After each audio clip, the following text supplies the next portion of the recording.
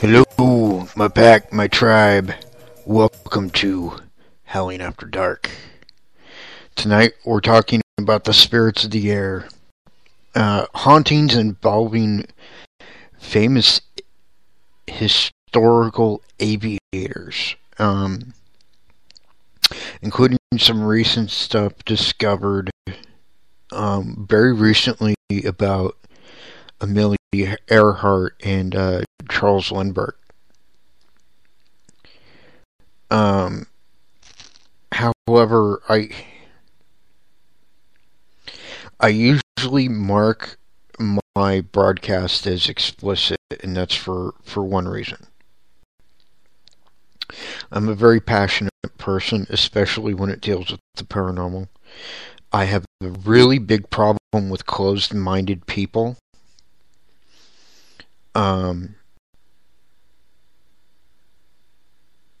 They really kind of piss me off. And so, due to some of the things being said about this recent discovery about Amelia Earhart's plane, I'm probably going to drop some F-bombs tonight. So if you have small children or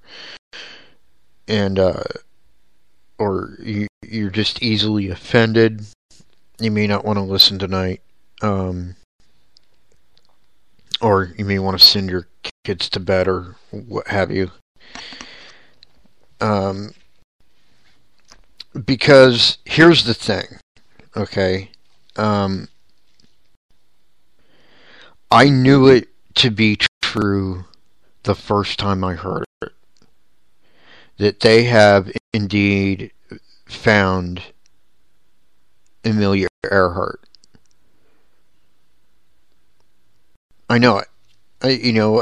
It's unquantifiable. I can't explain that to you. I just knew. And we're going to get more into that later on. But it's like with the whole Bigfoot DNA thing. Okay, they found this huge discovery that could be, possibly, completely earth-shattering and change everything that we thought we knew, which is not a bad thing. And these closed-minded pricks are sitting there pissing on everybody's fucking Wheaties about it. Saying, oh, well, I don't agree. That wasn't Amelia Earhart's plane and blah, blah, blah. Even though the fucking numbers fit her plane. Oh, no, it's not her plane because, we don't want believers to be fucking happy.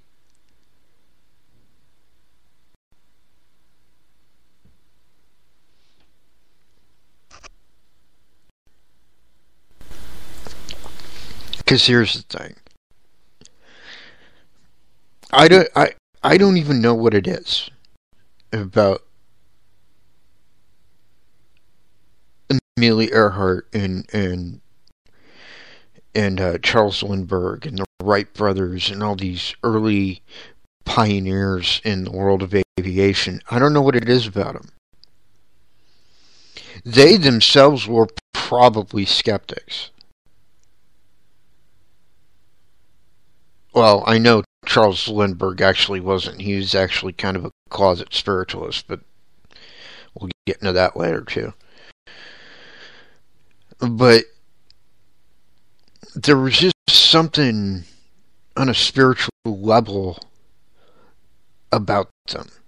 Even though these people were long gone before I was even born, there was just something about them that stood out, that captured the imagination. I mean, these were people that were flying around the country and indeed around the world in aircraft that wasn't really tested yet. Their bravery was incredible. And Amelia Earhart alone,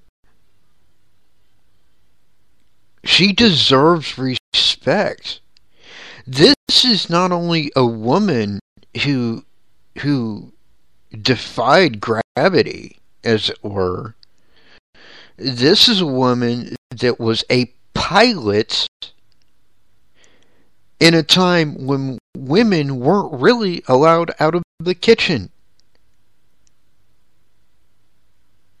That's incredibly brave. How I don't understand how people can't appreciate that, and they just want to piss on it all. You know, regardless of the fact that everything they're finding is pointing to the fact that it's her frickin' plane.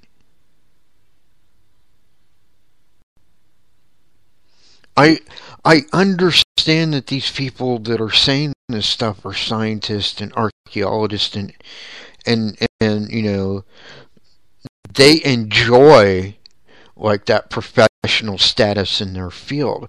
But here it is, okay?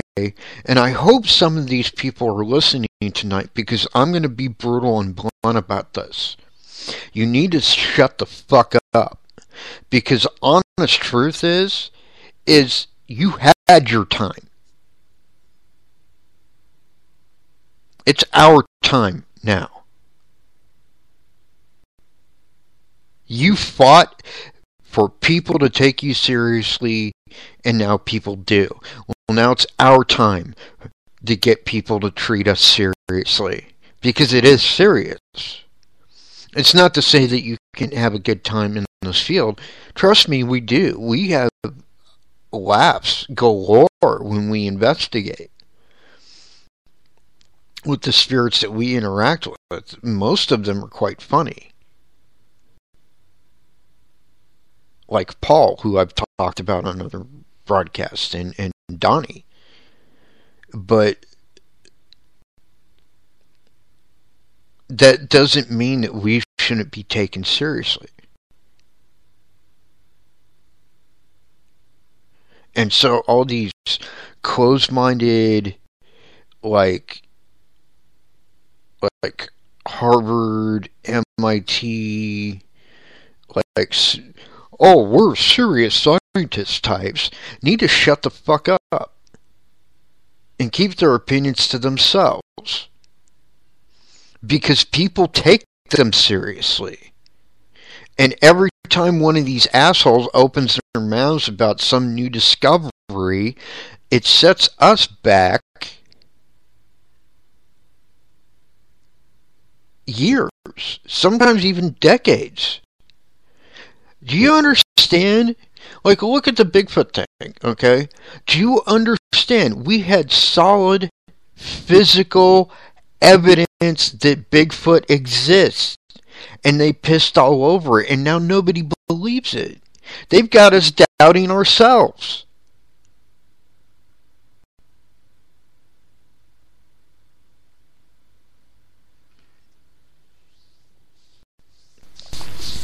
So anyways, we're going to be talking about Amelia Earhart tonight. We're going to be talking about some interesting paranormal activity having to deal with Charles Lindbergh.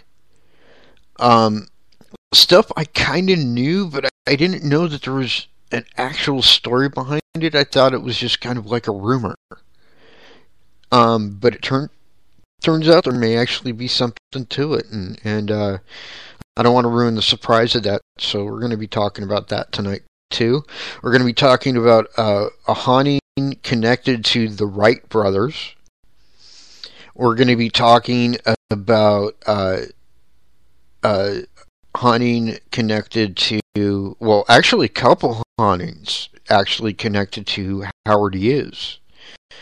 And I know a lot of the younger people probably have no clue who Howard Hughes was, but he single-handedly created more groundbreaking technology in aviation than anybody, really, and he did it within like the span of one lifetime. Like, a lot of NASA is due to him. A lot of modern aviation is due to the things that this guy did.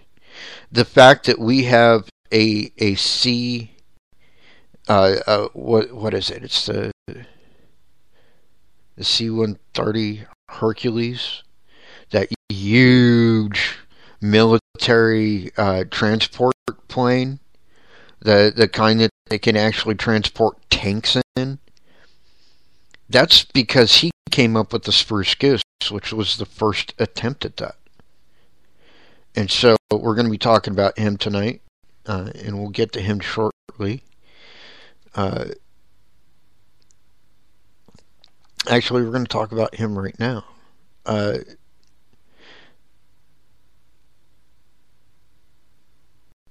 This first place is kind of like connected to him, sort of around the edges, so to speak. Like they're not saying that it's him haunting the place, but or just him haunting the place, but they do feel that he's there, at least time to time. And the place I'm talking about is the Pantages Theater in Hollywood, California. This truly grand theater, named after Alexander Pantages, is a glorious palace-like Art Deco masterpiece. One of the most beautiful theaters in the world. The ceilings are breathtaking, and the inside decorum was created by highly skilled craftsmen. Here, I'm gonna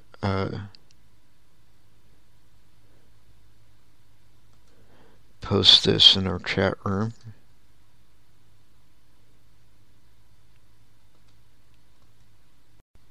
So people can see it.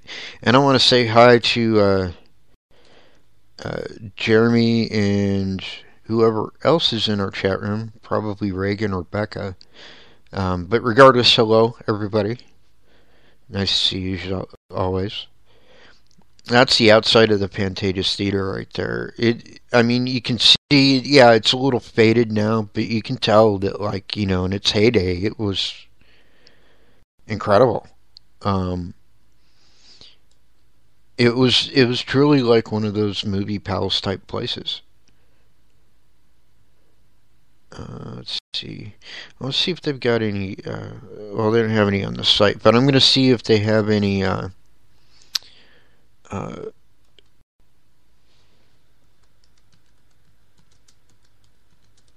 pictures of the inside.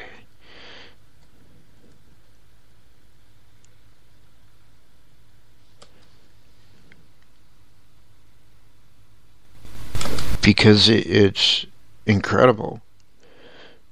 It's truly one of the most beautiful theaters in the world.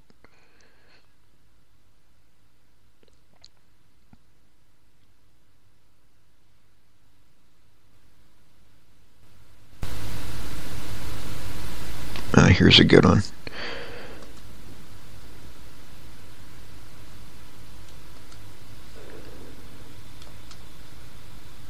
Okay, so here's the inside.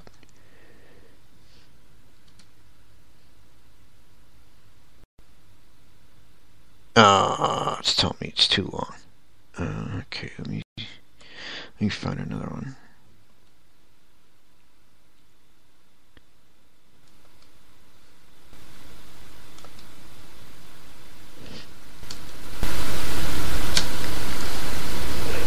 That is a really long URL, actually. Holy crap.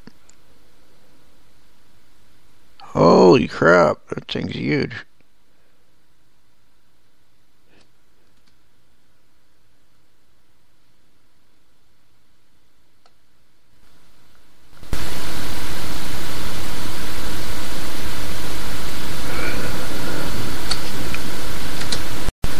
Okay, let's try this one. Hopefully this one's not as long. No, that one's too long too. Hold on. Hold on, I'm going to find one.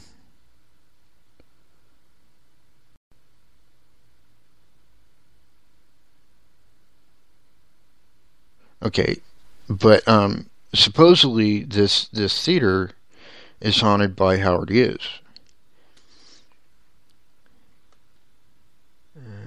Let's see. Let's try.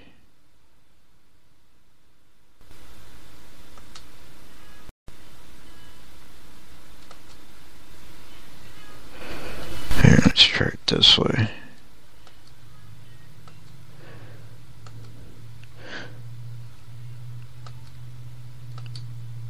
There we go. So that's the inside of the theater, and I mean, that's gorgeous. Who wouldn't want to spend time there? Jeesh. So, in 1949, the Pantages Theater was acquired by Howard Hughes. He used to own it. He bought it to be the crowning jewel of his national movie theater chain, RKO Pictures. And if you don't know about RKO, RKO eventually turned into Paramount. And he was like a billionaire when there weren't billionaires. I mean, he bought this movie theater chain. He actually owned a movie studio. He had an aeronautics company. He actually owned, even though they're not around anymore, he owned TWA Airlines, Trans World Airlines. He was the chief aeronautic engineer employed and contracted by the United States government during World War II. The Flying Fortress bomber and the B-1 that are so prevalent, you see them in like all the classic photos. He made those. I mean, the guy was a rock star. And this started his path to being totally withdrawn from public life, unfortunately, because he had his offices on the second floor of the building, and in 1954 he sold all of his stock in the company in RKO. And well, there's a little more to it. There's a bunch of stuff having to do with the woman he was in love with and all that stuff, and he became a recluse and literally was never seen in public until the 1970s. But the last time he was ever happy was actually in this building. But this is what they got going on there. The longest occurring manifestation has been happening since 1932 after a female patron died in the mezzanine of the theater during a stage performance. Manifestations in the theater, especially on the second floor, greatly increased after 1990. After a break-in by vandals who damaged the upper balcony area. The presence that haunts the second floor is believed to be Howard Hughes. A assistant who started to work for the Nederlander offices, who owns it now, on the second floor in 1992, had some interesting experiences, mainly in the company's remodeled conference room, which used to be Howard's office.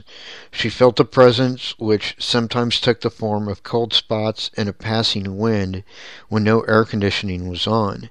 Twice she also saw a very tall man apparition always rounding the corner into where his office used to be. So, awesome stuff. The second place that Hughes is attached to is actually his home in Beverly Hills, which is now the home of Brad Pitt and Angelina Jolie. It used to be his house. And I know that there's activity going on there, even though those two have never been on Celebrity Ghost Story.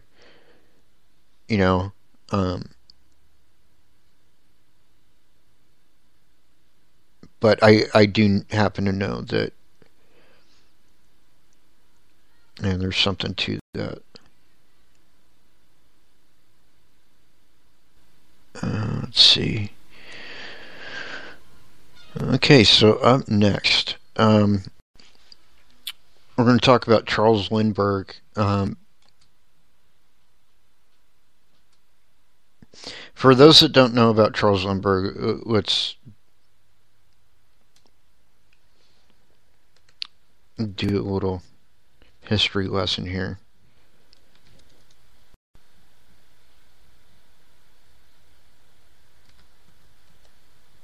There we go.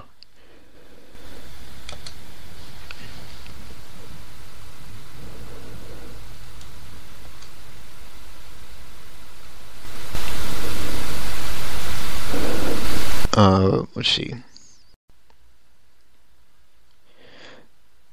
Charles Augustus Lindbergh, born 1902, died in 1974, an American aviator, made the first solo non-stop flight across the Atlantic Ocean on May 20th through the 21st of 1927.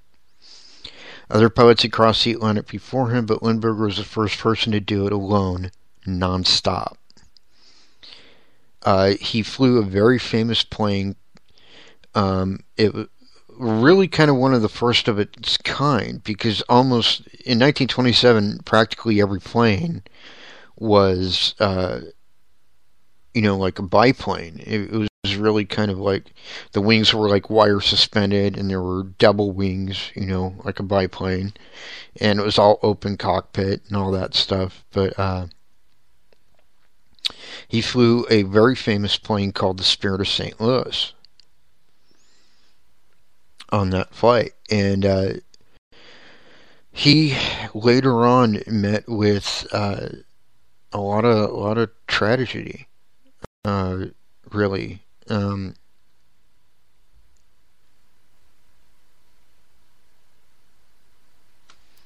But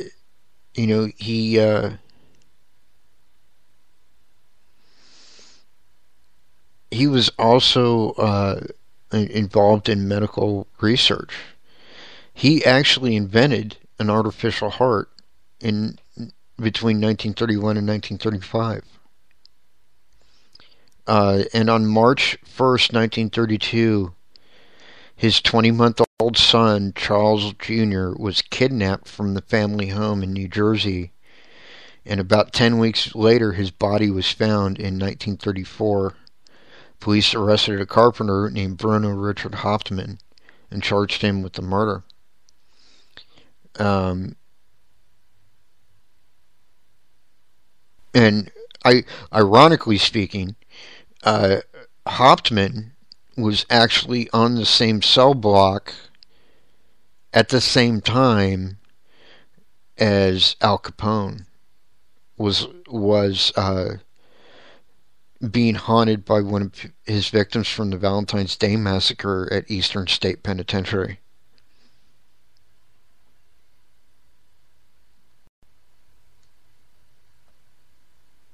But the kidnapping led Congress to pass the Lindbergh Law.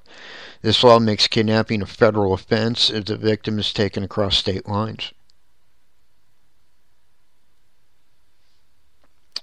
So, that's, kind of in a nutshell, that's Charles Lindbergh for you. But there is some haunting stuff. Well, it's not really haunting, actually. During World War I, British Royal Air Force pilots reported seeing strange, misty-like spirits on their planes, especially during dangerous missions.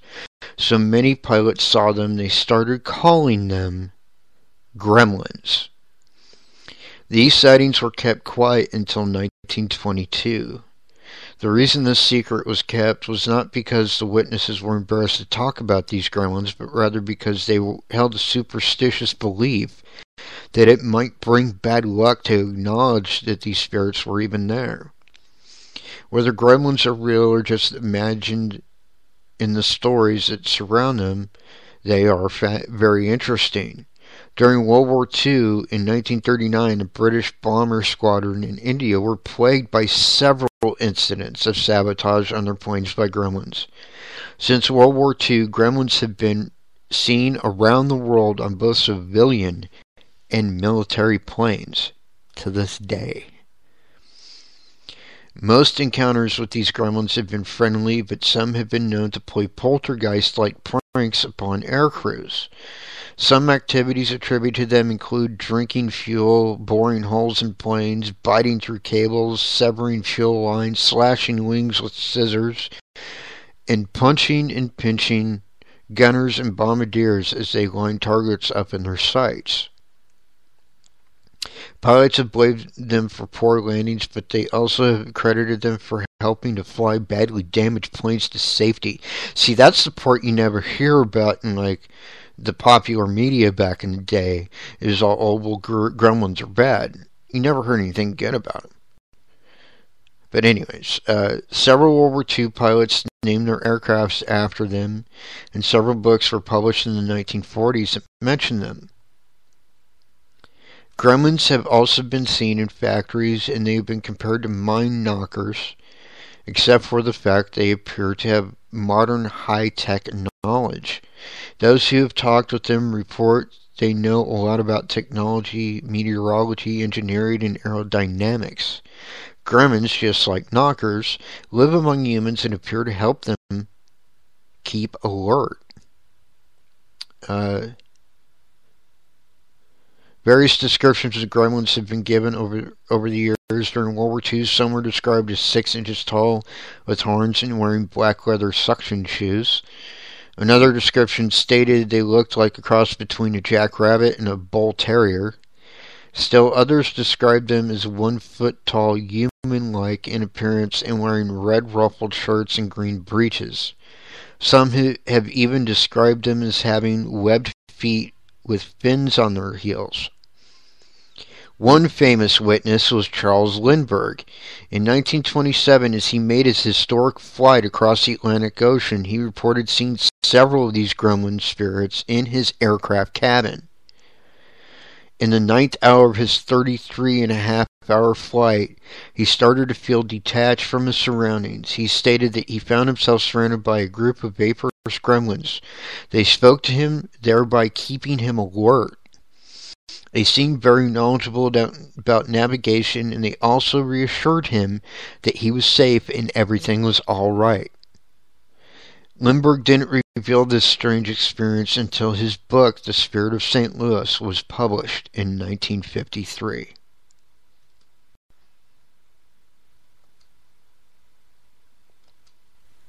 Some awesome stuff there. Holy crap.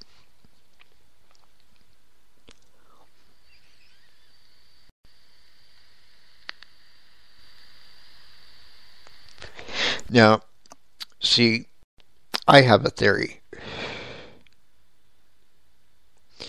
I think that gremlins are real. I mean, you can think I'm crazy if you want to. I'm not. Whatever. But I think they are real. I think they're actually kind of like cousins to gravelings, which I've talked about before on the show. Gravelings, by the way, if you haven't heard before, gravelings are like these little kind of animal-like spirits that, as far as I've ever been able to tell, they're like the sheepdogs of the spirit world. They kind of keep spirits where they belong. They kind of, it's kind of like their gig. Like they keep them out of places where they shouldn't be, basically. And I've seen them. People on my team have seen them. We've caught photographs of them before. I've even had one on video, which was interesting.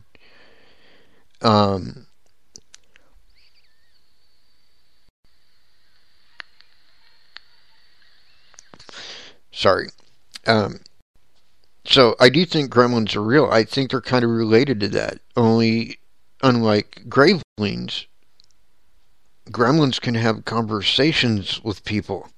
They can interact directly, whereas gravelings just, they're too busy, doing their thing, I think, to even bother. So, anyways, that's just my theory. Okay, let's see how much time we got left. We got about 11 minutes.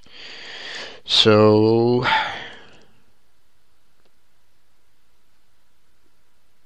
I don't want to talk about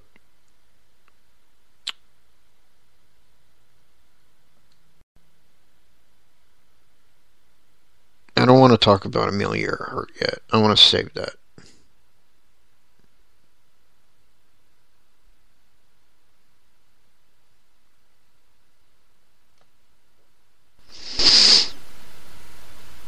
And when it comes to this next story,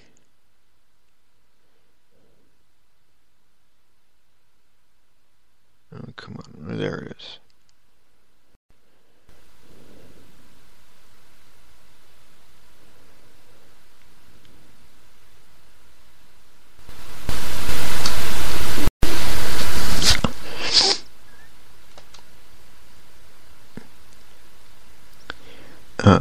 And I'm going to show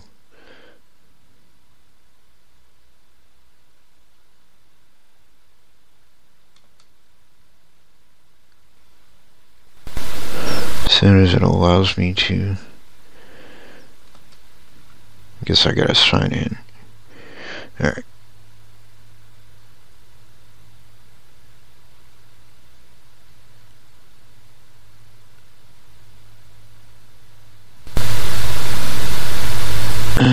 Come on.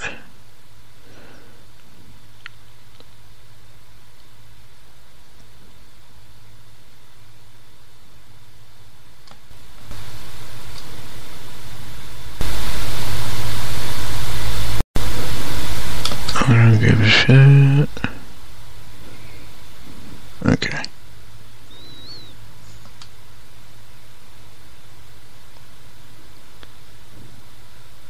Seriously?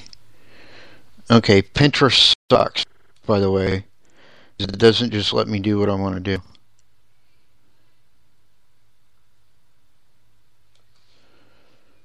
But we're going to talk about the haunting surrounding the Wright brothers.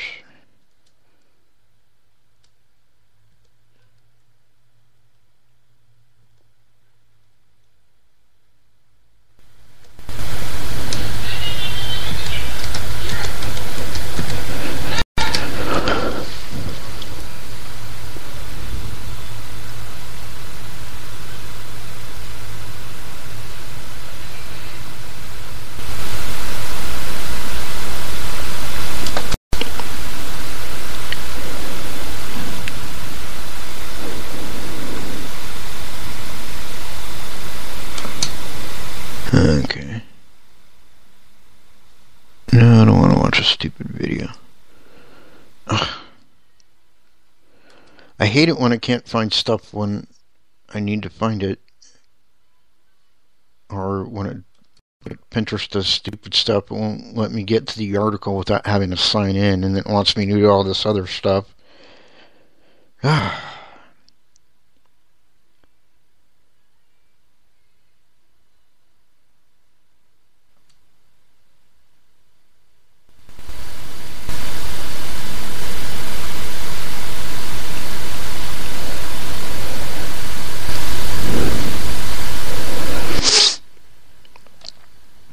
Okay, now, typically when I do stories like this,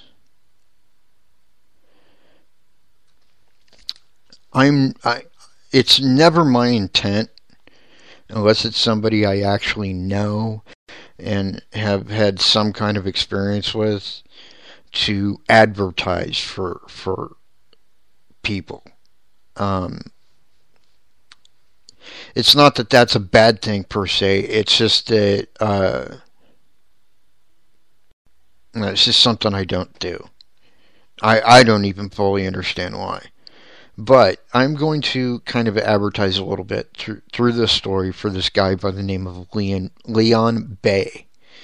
He works for the Dayton Public Library, or he did work for them, and he's kind of a tour guide for the hauntings there in Dayton. Downtown Dayton is still a place where ghostly convicted killer strolls the 3rd Street to his gallows. Flood victims race to safety, and he can hear the distant shoe taps of phantom chorus girls who won't quit burlesque past death.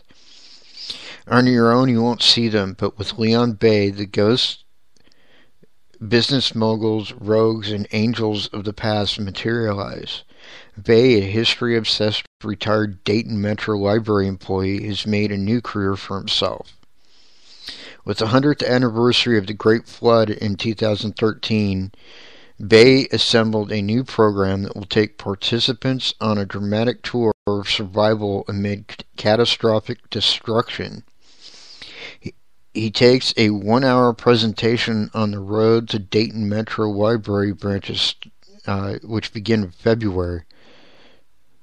Let's see. Let me scroll down.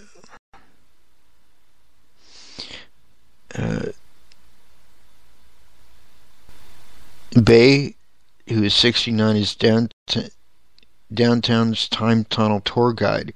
His Gem City walking tours in its 7th year has hosted walks for at least 1,000 people. Ever wonder why Dayton is called the Gem City? Who is Dayton's 19th century gypsy queen? Bay can tell you. How do you move thousands of old bones from an abandoned cemetery at 5th and Ludlow Streets to Woodland Cemetery? You had to ask. Bay works the part in theatrical black cape. He starts many tours at the old courthouse. There's a walk for the Oregon Arts District, ghosts, cemeteries, and murders, tales from the route of the Miami and Erie Canal, and Main Street Walk crammed with business history. Armed with a hot sheet of most asked questions gathered from his work at the library, Bay fields the puzzling, obscure, and tricky. Bay draws on work by local historian Kurt Dalton of Dayton History, author of Spilt Blood, The Breweries of Dayton, and How Ohio Helped Invent the World. Let's see. Bay could use some help from the public for one mystery: the hand-me-down family rumors about Prohibition-era secret rooms, bookie joints, and speakeasies beneath the city streets. Accessible only by tunnels and hidden entrances, Bay is still working this case. Nothing has been firmly established yet.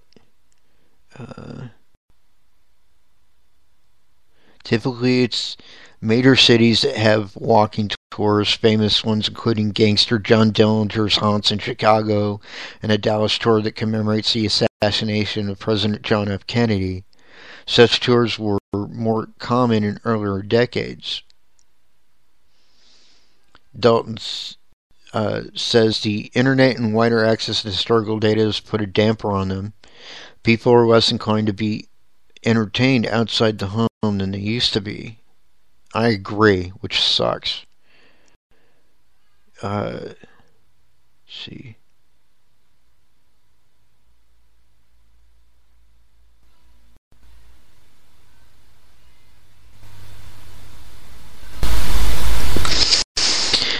Among the many stories that Bay can tell you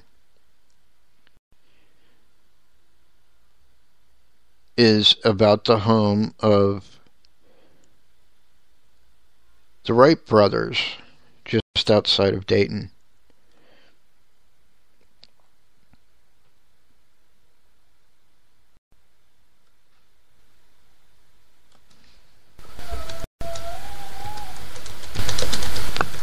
Hold on 1 second.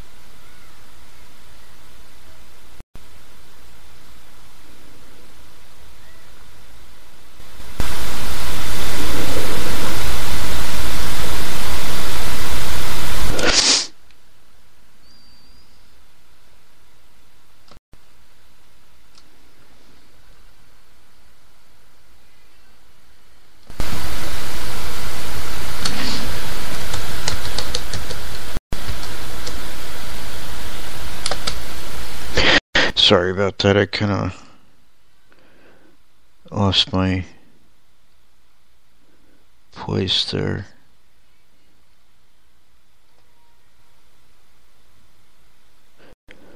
Among other things, Haunted by the Wright Brothers is actually the Wright Brothers National Memorial, where there's actually a museum with many of their artifacts actually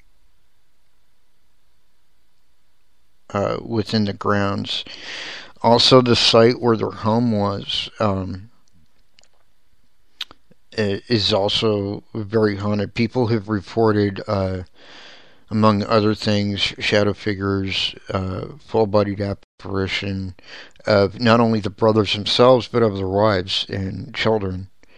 And also, people have for years, and this one's weird, people for years have been reporting like this weird, like almost dizzy sensation at Kitty Hawk, which is where the first flight was, obviously, for the Wright brothers. And it's weird. It's like they stand on that spot, and for whatever reason, it's like this dizziness comes over them, and it's not like that scared dizzy. It's almost like a euphoric dizzy, almost as if they're flying. Also, the Wright brothers' grave in the Woodland Cemetery is known to be haunted. People see there mostly like what they call grave lights, which are almost like orbs, except anybody